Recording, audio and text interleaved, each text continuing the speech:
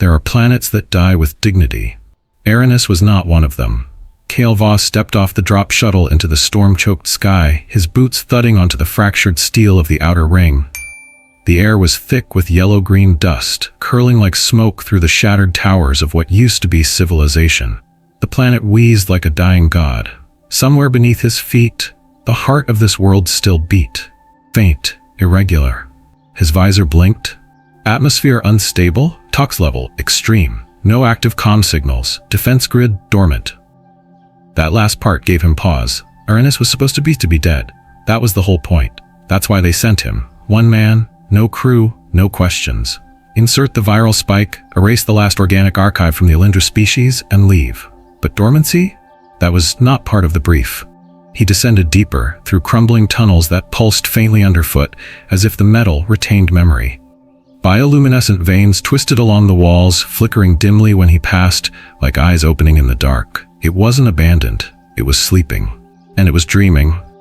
The core chamber was still intact, perfectly spherical, clean. At the center floated a containment tank, wrapped in golden neural threads. Inside, suspended in pale blue fluid, was a girl. Not a machine, not a fossil.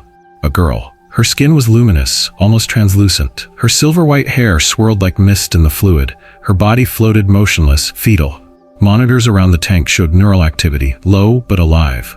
Kale raised the injector from his belt. Virus ready, his HUD reported. He approached. Then her eyes opened. Kale froze, his heart lurched sideways. Those eyes shimmering with color, no iris, just shifting light locked onto his. There was no fear, no confusion, just recognition. He took a step back. "You are not Alindra," she said. Her voice wasn't sound. It was in his head, soft, cold, familiar in a way that made no sense. "No," he replied. "Kale Voss, human. You speak standard?" "I feel it," she said. "You think in it." He glanced at the injector. "You're the core." "I am, Aaron. You weren't supposed to be awake. Neither were you." He stiffened. "I came to finish what your kind started. You're dangerous. I was born to remember, not to destroy. You're a memory archive? I am the last. I hold the dreams and deaths of 10,000 years. Kale's grip tightened. "Then you're exactly what I came for." "You feel empty," she said suddenly. "What?" "Your mind. Hollow. You walk, you fight, but inside, there is only silence." He scowled. "That's none of your business." Erin raised a hand inside the tank, her fingers pressed against the glass. The fluid shimmered around her. Energy spiked. Kale flinched, then gasped. Flashes. Screaming. Fire. A woman's face, blurred by smoke and blood. Her hands slipping from his grip. Sirens. Ash. Then silence. He stumbled back. "What the hell was that?"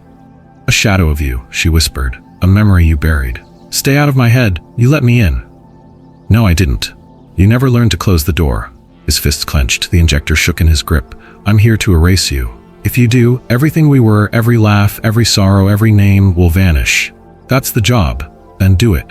He hesitated. "Do it," she said again, softer this time. "But answer this first. If we disappear and no one remembers we loved, did we ever really exist?" Kale said nothing. Aaron looked down. "I see now. You're not empty. You're afraid." "I'm not. You are. You lost something. Someone. And now you keep yourself small so no one else can reach it." His jaw tightened. "You know nothing about me." "I know that you're here, and you're hesitating." Kale took another step forward. "You're dangerous. So are you." The injector's timer blinked. 5 seconds to deploy. One press. One death. She watched him, waiting. He lowered the weapon. "I need answers." "Then ask." "What happened here?" Aaron blinked. Then for the first time she smiled. "You'll need to see it." Behind her, the wall pulsed once, then slid open, revealing a tunnel of light. Kale looked at her, then stepped through. The tunnel behind the core opened like a wound. Kale stepped in first, pulse rifle raised. Aaron followed, barefoot, silent. The light in the corridor pulsed with each of her steps, as if the planet itself recognized her. The hallway descended in slow, spiraling rings. No wires, no signs. Just veins of light threading the walls like flowing memory. "You called it a vault," he said, not looking back. "Yes." "Of what?" "Remembrance." A pressure built behind his eyes. "You mean records? Archives?" "No," she said. "Not just that. We Alindra didn't store history and data. We wore it, felt it, passed it to the next through breath and blood. This place holds what we couldn't say." They reached a circular platform. Above them was nothing but shadow. Below, light and sound. He heard laughter, children playing, then screaming. He flinched. The platform began to descend. What the hell is this place? This is where my kind died. Images rose from the air, like ghosts of Alindra people, walking, dancing, embracing, mothers holding infants made of starlight. Then shifting. Explosions, fire, tears. One figure stood out, a woman, silver-haired, holding the hand of a human man. They kissed, then a crowd of Alindra dragged her away. The human vanished in flames. What was that? Kale asked. Her name was Nissa. She loved a man from Earth. They said she corrupted our purity. Her people burned her. His people forgot her. Kale's jaw tightened. That's why you hate us. No, she said. That's why you fear us, because once we loved too much. He turned to her. You were built to feel everything? To carry it. Our core energy is emotional resonance. We could power a city with sorrow or destroy a planet with grief. Kale stared at her. You made emotion a weapon? No, it made itself. She touched his wrist. A small gesture. Light. But it cracked something in him now. He saw his own hands again, not adult, smaller, covered in dust, reaching through rubble. A child's scream echoed. Then another hand, female, pulled him back. No, Kale, she cried. We have to go. Her voice, he remembered it. Then it was gone. Kale staggered, chest heaving. I didn't let her die, he growled. You ran, Aaron whispered. He said nothing. Aaron's breath trembled. She touched her own chest. Why does it ache? You're feeling my memory. No, this is not memory. It's now. It's sharp. That's grief. I don't like it. Neither do I.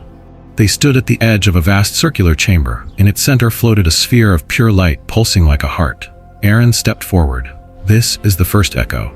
All Alindra, our first words, first fear, first love. Kale approached slowly. From the sphere, voices emerged, too many to name. We were born in song, we lived by light, we fell in silence. Then one voice, why did they stop singing with us? Kale looked at her. You remember all of this? I was made from it. Why show me? Because you're not hollow, Kale, you're just afraid to feel. He shook his head. I was sent to erase you. Then why haven't you? His voice cracked. Because I don't know what you are anymore. Aaron walked to him, close, closer than before. If I die, she said softly, no one will know we ever existed. No one will remember that we loved. He looked into her eyes, pools of memory, bright with something terrifying. Not power, not rage, hope. What do you want from me? He asked. I want you to carry our story. That's not what I was hired for. Then choose something else. Kale swallowed hard. The air felt thick, heavy. They'll kill me. Then we die together, but not forgotten. He said nothing. Behind them, the echosphere pulsed again. A soft hum filled the chamber. Somewhere far above, Kale's comm pinged. Earth was listening. But Kale wasn't. He closed his eyes and took her hand. The moment Kale's fingers closed around Aaron's hand, the world responded. A deep hum rolled through the vault, then light. Thin white lines erupted from the chamber walls like veins pumping new blood. The air grew warmer, brighter, alive. Kale stepped back. What did we just do? Aaron stared upward, eyes wide. I think the vault recognized us. Suddenly a sharp chime echoed, then another, higher, faster. Across Aerenis, long dead towers lit up. Silent beacons blinked after millennia of stillness. Energy webs crawled across the sky like a neural map rediscovering itself. Something ancient was waking, and it was watching. A sound cracked across the chamber, cold, mechanical, inhuman. Identify subject, it said. Kale spun, rifle raised. What the hell? Biometric anomaly detected, the voice continued. Unauthorized neural resonance initiated. Threat status elevated, awaiting classification. A shadow fell over them. The vault's ceiling rippled, then descended a holographic figure, 20 feet tall, composed of shifting angular light. No face, no body, just presence. The warden, Aaron whispered. Kale's pulse spiked. I thought it was dormant. It is bound to the Planetary Defense Corps. If we triggered emotion resonance above threshold, it will see us as a cascade threat. Neural fusion unstable, the warden echoed. Origin, hybrid contact. Emotional convergence detected. Kale clenched his jaw. Emotional convergence? That's what it's called when we... Yes, Aaron said softly. The warden turned. State purpose. Kale stepped forward. Mission override. Independent contractor Kale Voss sent to verify system dormancy and eliminate residual data core. False, the warden replied. Viral payload armed. Objective, terminate host. Wait, Kale said. It wasn't supposed to. Critical threshold exceeded. Pre-ignition failsafe unlocked. T-5 hours to auto-purge. No, No, no, no, Aaron breathed. That's the failsafe. If emotional energy surges too fast, if we flood the grid with too much life, the system assumes we're weaponizing. And triggers the purge, Kale finished. We lit a bomb. He turned to her. Can we stop it? There's only one place to reset the failsafe, she said. The response tower. Lead the way. They ran. Outside, wind whipped across the ruins. Dust turned to firelight as pylons ignited, casting long shadows over dead cities. The bones of Aerenis shivered with returning memory. Every step they took echoed louder than the last. The response tower pierced the horizon like a broken tooth. Its sides were covered in vines of glass grown from memory-reactive crystal. It pulsed with rising rhythm, as if counting down. Aaron slowed. I feel strange. Kale looked back. Her skin glowed brighter, but her expression was pale. You okay? I shouldn't be this alive. Emotions this intense? We were never meant to carry them alone. You're not alone, she looked at him, almost confused. That word, when you say it, it feels heavy, like it's holding something back. It is. They reached the tower's base. A column opened. An elevator made of flickering thoughts, orbiting in rings. She stepped in. This will show you what's left of us. Kale followed. As they rose, walls of the tower lit with floating glyphs, Alindra symbols glowing and fading like breath. Kale couldn't read them, but they pulled at him. Regret, joy, rage, longing. You feel it too, Aaron whispered. He nodded. It's beautiful and horrible. That was us, all of us. We didn't just remember, we became memory. And now I feel everything. You're changing. So are you. The platform stopped. They stepped into a chamber at the summit, a hollow shell open to the rotting sky. In the center was a throne of light, not to sit, but to sink. Threads of memory hovered around it, waiting. This is the reset node, Aaron said. If I link here, I can slow the resonance. Buy us time. What happens to you? I don't know. Kale looked down at his wrist at the timer the warden had branded on his HUD. 4:53. Ticking down. I could still call Earth. Tell them the system was never live. But you won't. Why not? Because you want to know what we were, and what you still could be. He stared at her. You make me remember things I buried. She smiled, weakly. Then let me carry them for you. Kale reached out. Their hands touched again, a spark. Above, the beacons dimmed slightly. The purge slowed. And for the first time in 10,000 years, the response tower sang. Aaron stepped into the light seat. She didn't sit, she synced. Tendrils of memory wrapped her arms, her spine, her temples. Threads of bioluminescent language pulsed from the core, linking her directly into the vault. Kale stood at the edge of the chamber. You sure about this? She looked back at him, face calm, but her voice shook. This is the only way to show you what really happened. No lies, no edits, just truth. You could overload. So could you. They held each other's gaze. Then she reached out. Touch me. Kale hesitated, but only for a moment. He took her hand. Everything vanished. There was no room, no sky, no floor, just feeling. Kale wasn't watching the memory. He was the memory. The moment hit him like a hurricane of light. Time blurred. His breath vanished. His heart wasn't his anymore. It beat like 1,000 voices overlapping. He stood inside another body. Not Aaron's, another Alindra. Tall, radiant, surrounded by others in a temple of stars. He saw them, his kind. Humans. Wearing old EVA suits, their eyes wide in awe. A treaty being offered. A bridge of thought and trust. They touched and they changed. Kale felt it all. Raw, warm, euphoric. For a time, humans and Alindra walked side by side. The Alindra taught them how to feel without fear, to use memory as code, emotion as power. Then came the fear. He saw it grow, one human, then hundreds, then a coalition. Faces twisted by suspicion. They feared the Alindra's empathy, because it made humans vulnerable. Then came the fire. He saw them burn temples, block transmissions, delete records, children erased from memory logs, entire cities silenced. One voice shouted, "Let history forget them," and the universe obeyed. Kale screamed, but no sound came. The memory had no mercy. He was pulled deeper. Now he saw through Aaron's eyes. She stood at the center of it all, barely formed, watching her creators die one by one. She felt every death, every tear, every final word burned into her skin like a brand. Then silence. Kale ripped back. He was in his body again, gasping, drenched in sweat, knees buckling. Aaron collapsed beside him. Her hands trembled. Her skin flickered, unstable. Aaron, she blinked. Slowly, her voice was almost gone. You saw. He nodded. I felt everything, he whispered. Her fingers curled into the floor. It hurts. I know. No, you don't. You have scars? I am the scar. Kale caught her as she slumped. Her pulse was erratic. Her light dimmed. You have to sever the link, she breathed. If not, I'll dissolve. He looked at the light seat, now bleeding sparks. She was still connected. I came here to kill you, he said softly. Now I'm holding you together. She smiled, barely. That's what love does. He froze. The word hit like a blast to the chest. Say that again, he whispered. I can't, she said. I don't know what it means. He stared at her, and chose. Kale reached for the seat and didn't sever the link. Instead, he connected himself. Fully. A blast of light engulfed them both. Memory became breath, pain became presence. But for the first time, there was no fear, only truth, and the will to carry it. The signal pulsed across the void. It passed through dead relays, bent around long-forgotten satellites, and landed with brutal clarity in Earth's council grid. Kale didn't see it happen. He felt it. A shiver in his skull. His HUD pinged. Priority Directive Command Level Override. From United Human Council, Orbital Command to Operative Kale Voss. Subject, Code Red, Active Resonance Detected Orders, Core Signature Confirmed. Alindra Bio-Network Reactivation in Progress. Initiate purge within 12 hours or orbital neutron lance will be deployed. This is not a negotiation. This is survival. The message blinked once, then burned into his retinas. Kale dropped his head, shoulders stiff.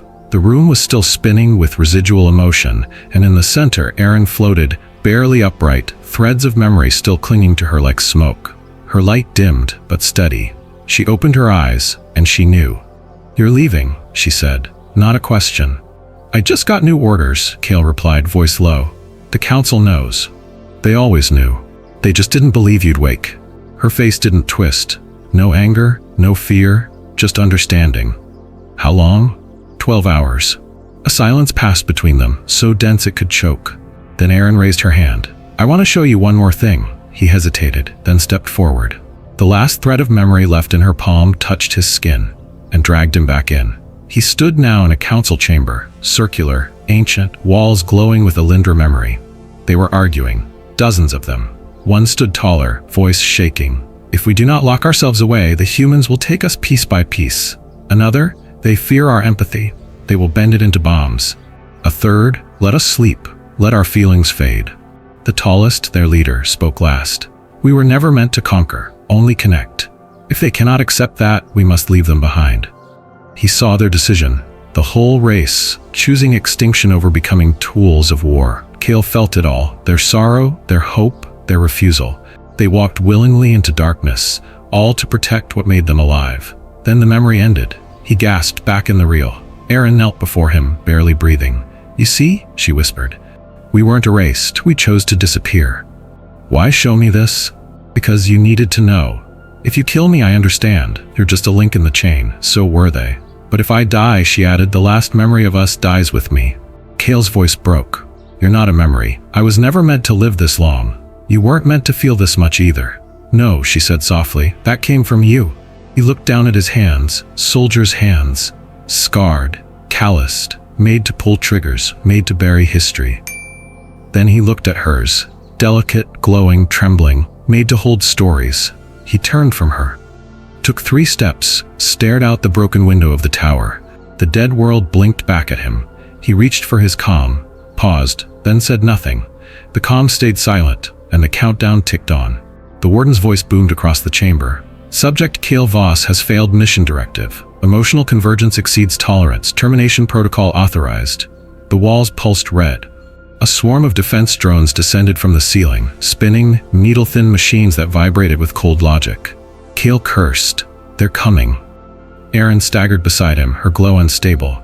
There's a way down beneath the core, the echo corridors. Lead. They sprinted. Glass cracked under their boots. Warning klaxons screamed. The warden's projection pursued, scanning for violations. Neural deviation registered. Cognitive contamination escalating. Threat probability 91%. Kale fired backward, his rifle barking blue fire. 2 drones exploded midair. They dove through a breach in the floor, into black. Downward. The echo corridor wasn't made of metal. It pulsed. The walls were a soft organic shimmer, like the inside of a giant lung. Every step sent waves of emotion across the floor, rising into the air like whispers. Keel slowed. The whispering became words, voices, his voice. No backup, I repeat, no backup, she's still inside. Another voice, a woman's. Keel, don't come for me, it's too late. He froze. Erin reached for him, her eyes wide. What is this place? It's reading me. What does it see? He didn't answer, but the corridor did. The walls flickered, then bloomed with light. Images. Scenes. Memories. Keel saw himself in combat armor, dragging a wounded soldier. He saw fire, blood, loss. But one image burned brightest. A woman, dark hair, wounded, reaching for him as a blast door slammed shut. He never got to her. She never forgave him, and neither did he. Erin gasped. She wasn't watching it. She was feeling it. The corridor was linking them again, stronger now. Keel tried to pull back. Too late. Erin's body stuttered, glitching, flickering between visibility and light. Her voice cracked with static. I can't hold your grief. It's heavy, too heavy. Keel grabbed her shoulders. No, stay with me. I'm splitting, she whispered. Emotion overload. My kind weren't built for this. Keel slammed his fist into the wall. The corridor showed him his own face. Cold, hard, broken. You blame yourself, it said in his own voice. I should have saved her, Keel shouted. She forgave you, Erin gasped. But I didn't. Silence. Then Keel dropped to his knees, arms wrapped around Erin's fading form. I blamed myself for everything, for surviving, for failing. I thought if I kept running missions, kept being a weapon, maybe I'd forget. She looked up at him, shimmering with static. But now I remember, he said, and I don't want to forget anymore. Tears welled in her eyes. He pressed his forehead to hers. I'm sorry. Her light surged, stabilized. The corridor pulsed once, then went quiet. The memories dimmed. A single path opened forward. Keel helped her up. She stood stronger. Together, they stepped into the vault beyond. The warden's voice boomed across the chamber. Subject Keel Voss has failed mission directive. Emotional convergence exceeds tolerance. Termination protocol authorized. The walls pulsed red. A swarm of defense drones descended from the ceiling, spinning, needle-thin machines that vibrated with cold logic. Keel cursed. They're coming. Erin staggered beside him, her glow unstable. There's a way down beneath the core, the echo corridors. Lead. They sprinted. Glass cracked under their boots. Warning klaxons screamed. The warden's projection pursued, scanning for violations.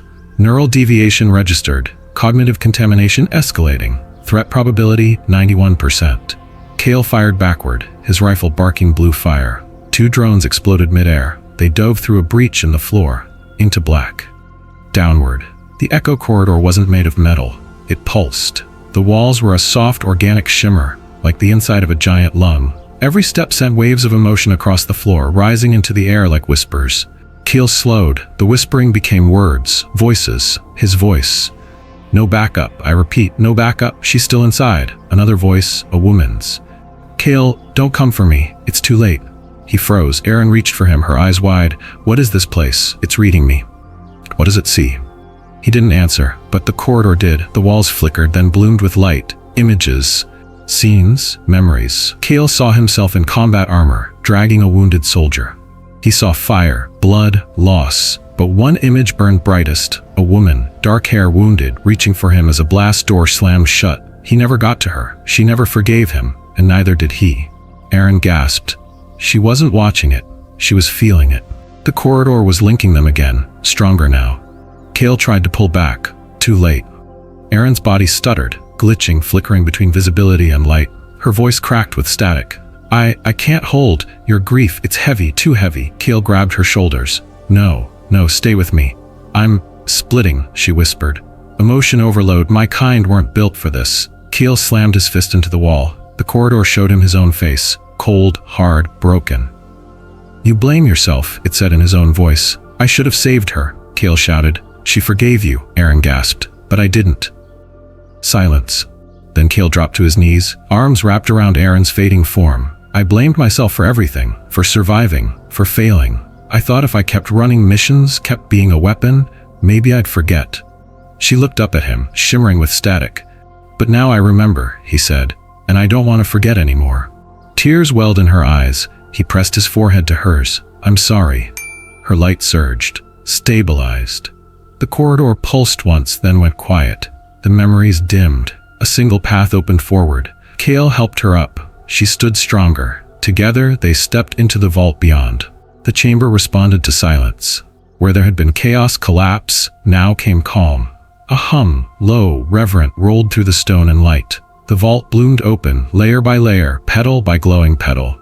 Cale stepped forward. Beside him, Aerin no longer flickered. She breathed, not as a program, but as something more. Inside the heart of the vault was no throne, no weapon, no prison, just light. A pulse suspended in the air like liquid glass. The codex, alive. It spun slowly, fractals of memory and emotion threading through space. Not data, experience, sentience itself. Aerin reached for it, and it came to her. Not with force, not with hunger, with grace. A single beam touched her palm, and suddenly the air around them came alive. Cale turned as the vault projected not images, but feelings. Living echoes, moments, hopes, regrets, the laughter of children beneath twin suns. A symphony played in total silence, where emotion replaced sound. Two beings, one human, one Alindra, touching foreheads in forbidden love. A burning city. A farewell whispered to the stars. Cale stood still. The codex wasn't history, it was a seed. I thought I was the last, Aerin said softly. But this isn't about survival. It's about evolution. She turned to him. Cale, they weren't trying to hide, they were preparing. For this. He took her hand, and with a step they walked into the center. A spire rose, smooth, transparent, glowing with layered memory. Aerin placed her hand upon it. The codex reacted instantly. Its light unraveled, wrapping them both. The chamber dimmed. Cale gasped as something entered him. Not invasive, not foreign, familiar. Like he'd always carried it, but never known. Voices, not spoken, felt. He heard her name, her real name. Not just Aerin, not just code, but memory incarnate. And in that moment, the codex whispered to them, "This is not the end of our species. This is the birth of our next form, not Alindra. Not human, but feeling itself, embedded in flesh. Memory in motion, love with teeth, create us again, but this time, together." The light pulsed and disappeared, into them, gone, but not lost. Cale fell to one knee, breath short. Aerin knelt beside him. She smiled. No sadness, only beginning. He looked up. "I don't know what comes next," she nodded. "Then let's write it." Together they rose, and behind them the vault closed, not as a tomb, but as a womb. Time moved differently beneath the surface. Here in the quiet root structures of Aerenis, far from vaults and fire and judgment, Cale and Aerin learned to breathe again. They didn't speak often. They didn't need to. Her presence had changed. Not in form, in feeling.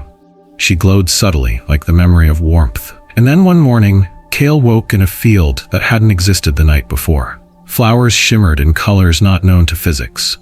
A river sang in notes that matched Aerin's heartbeat. He turned to find her already awake, standing barefoot in the grass. She looked at him and smiled. "It's dreaming," she said. Cale blinked. "Who is?" She placed his hand gently on her abdomen, and he felt it. Not motion, not a heartbeat, but a pulse. Slow, vast, impossibly alive. "The codex, it left something," she whispered. "A seed. Not of me, not of you, of what could be." At night they dreamed, and the dreams bled outward. One night, Cale dreamed of a tower of glass that hummed with laughter. The next morning, it stood in the horizon, real, shimmering, gentle. Another night, Aerin dreamed of a tree whose leaves whispered every name ever forgotten. It grew by their door, its branches curled toward the sky, and every breeze was a song.